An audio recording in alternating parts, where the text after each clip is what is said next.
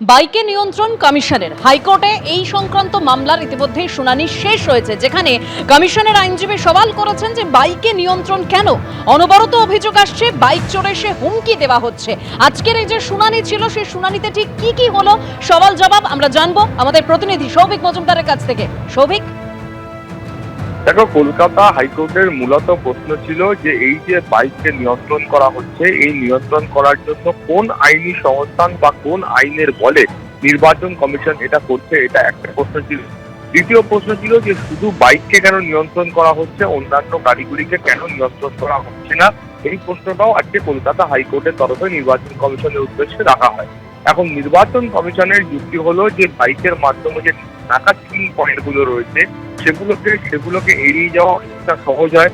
এছাড়াও তাদের বক্তব্য হলো যে নির্বাচন কমিশনের কাছে প্রায় নিয়ম এবং অনবরত এই অভিযোগ আসছে যে বাইকে করে এসে ভোটারদের হুমকি দেওয়া হচ্ছে, বিরোধী প্রার্থীদের বা অন্যান্য প্রার্থীদের, যেখানে যারা বিরোধী রয়েছে সেই প্রার্থীদের হুমকি দেওয়া হচ্ছে। ফলে বাইকে করে একাধিক জায়গায় এই ধরনের বাইক বাহিনীর যে চাপাচাপি সেইটা পরিলক্ষিত হচ্ছে এবং সেখানে তারা দেখতে পাচ্ছেন যে এই অভিযোগ একেবারে অনবরত আছে। এছাড়াও তারা অভিযোগ করছেন যে বাইক যিনি চালাচ্ছেন সেটা তো একটা দিক, এবং বাইকের পিছনে যারা বসে থাকছেন সেই দিক থেকেই কিন্তু অপরাধটা বেশি সংগঠিত হচ্ছে। ফলে সব মিলিয়ে তারা মনে করছেন যে বাইকে করে অপরাধ করে পালিয়ে যাওয়াটা অনেকখানি সহজ, এবং সেই কারণেই তারা কিন্তু বাইকের উপর নিয়ন্ত্রণ আনতে চাইছেন। এবং তাদের বক্তব্য হলো যে প্রতিবারই দেখা যায়, এবং এখন থেকে নয়, বহুদিন ধরে এটাই নিয়ম রয়েছে যে ভোটের 24 ঘন্টা আগে থেকেই বাইক নিয়ন্ত্রণ করা হয়। এবার নির্বাচন কমিশনের তরফ থেকে তারা মনে করেছেন যে সুষ্ঠু এবং অবাধ এবং শান্তিপূর্ণ নির্বাচন করার জন্য এই নিয়মটা আরো আগে থেকে বলবৎ করা প্রয়োজন, এই নিষেধাজ্ঞাটা আগে থেকে বলবৎ করা প্রয়োজন। সেই কারণেই তারা কিন্তু এই নিষেধাজ্ঞা তারা ইতিমধ্যে জারি করেছেন। ফলে সব মিলিয়ে কলকাতা হাইকোর্টে যে সওয়াল জবাব ছিল সেটা ইতিমধ্যে শেষ হয়েছে, রায়টা স্থগিত রাখা হয়েছে। যে কোনো মুহূর্তে কলকাতা হাইকোর্টের যে ওয়েবসাইট রয়েছে সেখানে এই মামলা চূড়ান্ত যে নির্দেশ রয়েছে সেটা আপলোড করবেন বিচারপতি কৃষ্ণা রাও। দেবস্মিতা, ধন্যবাদ সৌভিক।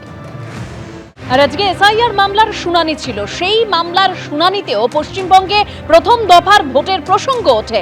মাননীয় বিচারপতি জয়মাল্য বাগচি তিনি মন্তব্য করেন যে গতকাল পশ্চিমবঙ্গের ভোটে কোনো হিংসাত্মক ঘটনা ঘটেনি। আমরা দেখেছি রাজায় রাজায় যুদ্ধ হয় আর উলুক হাগরার প্রাণ যায়। একজন নাগরিক হিসেবে ভোটের হার দেখে আমি খুব খুশি। মানুষ ভোট দিলে গণতন্ত্র মজবুত হয়। প্রতিক্রিয়া প্রধান বিচারপতি সূর্যকান্তর। ভোটের এই হার ঐতিহাসিক, কয়েকটি ঘটনা ছাড়া বড় কোনো ঘটনা ঘটেনি। সুপ্রিম কোর্টে এসআইআর শুনানিতে প্রতিক্রিয়া দিয়েছেন সলিসিটর জেনারেল তুষার মেহতা। ব্যতিক্রমে নির্বাচনের জন্য নির্বাচন কমিশন সবার প্রশংসা পাচ্ছে। এসআইআর মামলার শুনানিতে মন্তব্য বিচারপতি জয়মাল্য বাগচির।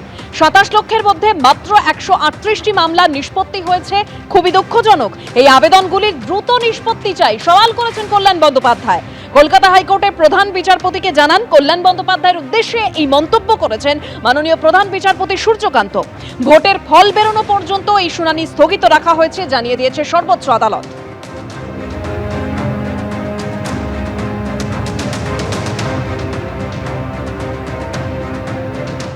প্রায় 34 লক্ষ অ্যাপিল আছে, সে অ্যাপিলের মধ্যে মাত্র 139টা ডিসপোজাল হয়েছে।